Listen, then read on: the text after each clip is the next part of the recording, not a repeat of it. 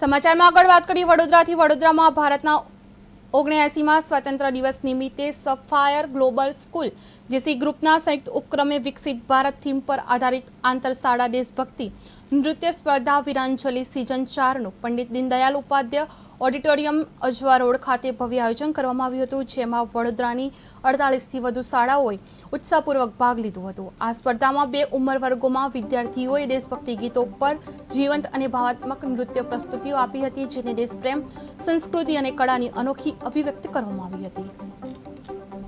आज हमने sapphire global school के माध्यम से हमने वीरांजलि सीजन 4 का हमने आयोजन किया था, जो एक inter school patriotic dance competition है।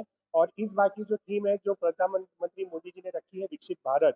तो आज 49 मतलब 49 डांस है, अलग अलग स्कूलों से 49 स्कूल्स इसमें पार्टिसिपेट कर रही है।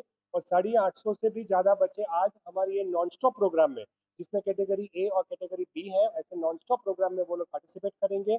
और हमारी थीम, हम हर साल हमारे वीरांजलि के अंदर एक नए प्रोजेक्ट को लॉन्च करते हैं।